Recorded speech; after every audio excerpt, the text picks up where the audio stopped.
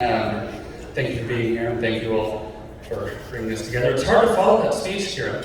I wanted to thank you too. I can't see where you are, but I know you're somewhere. There you are. I want to thank you too for being such a good friend to my sister and her new husband. I seem to be forgetting your name. Tush.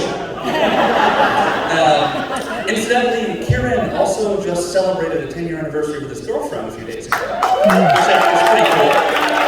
And so, when we arrived here the other day, Kieran was trying to make an Instagram post about it. He wasn't sure what to caption, and he wanted to caption it something that his other half hadn't yet thought of. And so Tush was like, oh, that's George, he's a words guy. I'm a professor, which I guess means I'm a words guy. Well, that may be true. I am someone who's generally interested in words, their meanings, where they come from. We'll get to that in a minute, don't worry.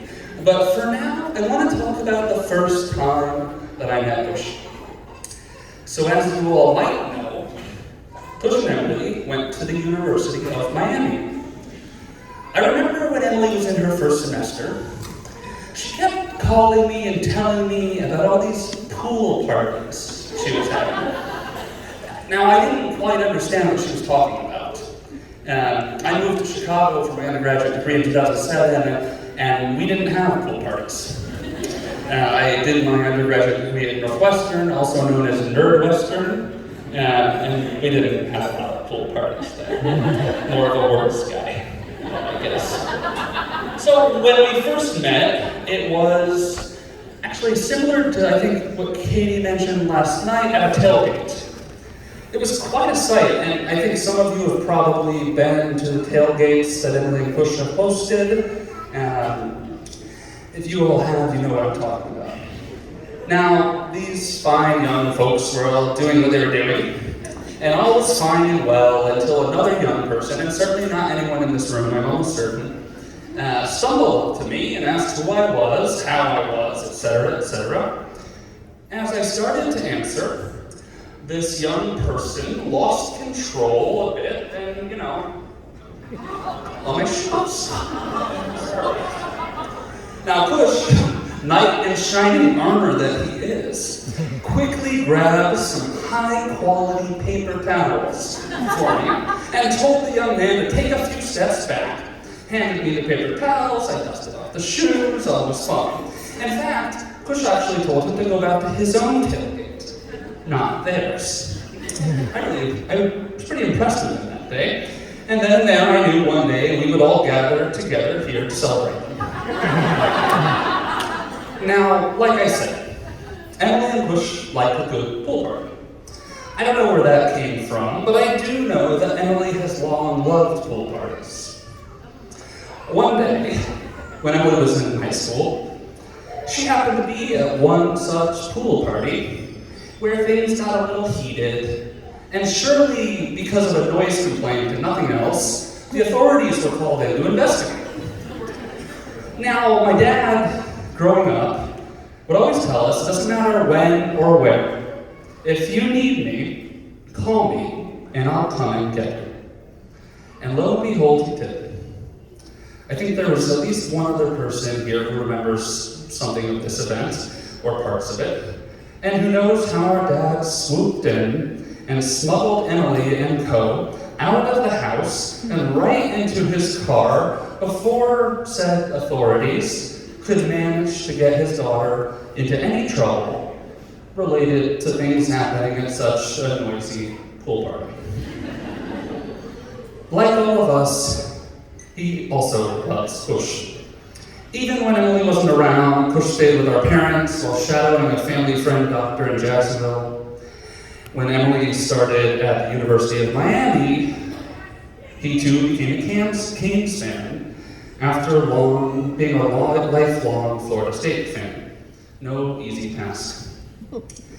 As some of you have heard tonight, and maybe already know, my dad and bananas go way back. Favorite fruit, my mom's banana bread, banana pudding, the list goes on. But that's not the only fruit.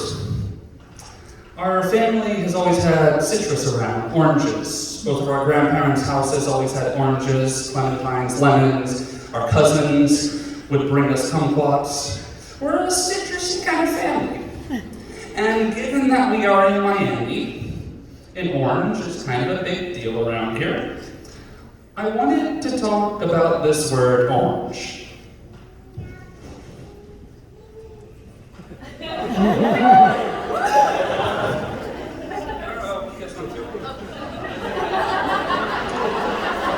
Okay. Where does it come from, this humble name for the fruit so many of us love? Well, the story of the orange can teach us all a little bit. The word has its origins in the Sanskrit naranga.